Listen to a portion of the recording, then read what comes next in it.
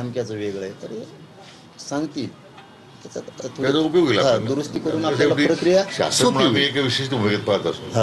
अंमलबजावणी गाव पातळीवर लोक करतात, त्यांचा अनुभव महत्वाचे, की त्यात आपल्याला फायदा होईल त्याचा. मग तुमच्या कायद्याच्या येणेच का ती प्रक्रिया राबवणार, पण ते सांगितलं थोडं सुटसुटीत होईल आणखी.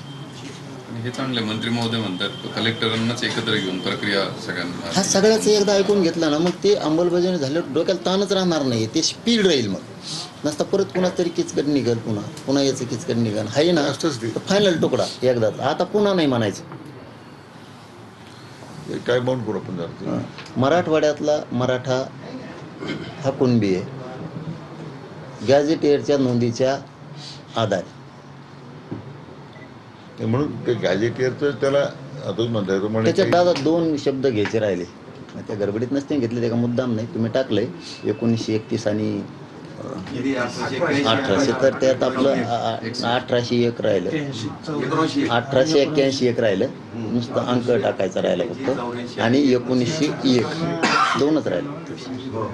दुरुस्त करता येईल ना काही, शेवटी ते तुम्ही टाकलं, आम्ही काय म्हणत नाही, पण दोन घेतले, एखाद्या अधिकाऱ्याकडून राहिला विसरून किंवा काय, तर हैदराबादचं गॅझेटियर त्याच्यावरती जास्त, 1901 आणि 1881 84-81 बहुतेक संदर्भ ते 1931च घेतात लोक गॅझेटियर मध्ये.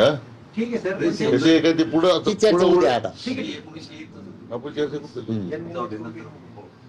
सविस्तर मांडता येईल. इथं काय होईल, एक बोलायला जाईल, मायकाला यायचं नाही, काहीच नाही, आपलं अर्धा घंटा सगळे व्यवस्थित बोलले, कारण हे विषय लय गंभीर आहे, मराठवाड्यांचे मन जिंकण्याचा विषय, त्याच्यामुळे हे समजून सांगणं बसूनच त्याच्यावरच प्रक्रिया होत असते. कमी लोक पाठवून द्या. जर ते आले 6 तारखेचं विसर्जन आहे, तर प्रत्येक गणपती असेल तर येऊ, नाही तर 7ला सकाळी बसतो, 7ला देव पाठवून जाऊ द्या, काय एक दिवस लेट, पण 6ला सकाळी चर्चा क्लिअर कट होणं गरजेचं आहे. कोण येऊ शकतं, कोण कळणार ते सांगतो ना, फोन करून सांगतो ना, येऊ शकतं सर. तुम्हाला काय करायचं, मी बरोबर येऊ शकते का म्हणजे काय, मग बोलायचं नाही मध्ये, जायच्या टायमाला जायचं नाही, आणि मग काम सांगायचे. ज्यावेळेस तुम्हाला JR दुरुस्त करायचा आहे, सुधारणा करायची, सुधारित JRची, त्या टायमाला जायचं नाही.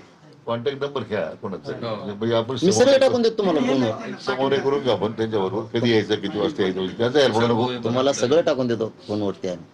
आम्हाला काय याच्यात कुणाला नाही राजकारण नाही करायचं ना, काय याच्यात गरीबाचं कल्याण आरक्षण देऊन करायचं. येणार ना त्याची हेल्पडा नको, म्हणून कोणाचा एक नंबर दिला मला. नाही ना, आधी आम्ही तुमच्याकडून वेळच घेणार, तेव्हाच पाठवू त्यांना.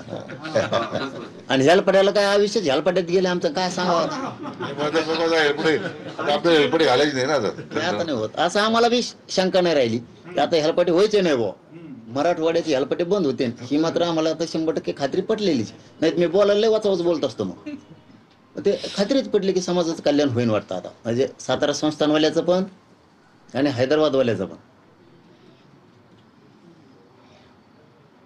विश्रांती घ्या, विश्रांतीच व्हाय ना, काय सांगा दादा. नाही आता काही अडचण नाही, विश्रांती घ्या, आता थोडस राहा, तब्येतीचा विचार केला पाहिजे. बाकीचा विचार करतो, आमच्यावर सोपून दिलं ना, दिलं खरंच दिलं. काही नाही पाहिजे माझ्या मराठवाड्यात, एवढं द्या डोक्यावर घेत आहे. सातारा संस्थान बी डोक्यावर घेईल काय, आपण उघडत बोलणार आहे पहिल्यापासूनच, आम्हाला तर काय करायचं राजकारण, आमच्या लेकराचं कल्याण झाल्यावर आम्हाला काय करायचं त्या राजकारणाचं बीजकारणाचं, आमच्या लेकराचं कल्याण झालं की उद. हा बरं, हे काही आडून आहे का, काही मिळवायसाठी भाषा आहे का, तर नाही. मी 1.5 वर्षापासून हे म्हणतोय, म्हणजे आपले फडणवीस साहेबाला सुद्धा, तुम्हीच राजकारण करा, तुम्हीच खुर्चीवर राहा, तुम्हीच मजा करा, काय देणे घेणं, पण समाजाचं मला द्या.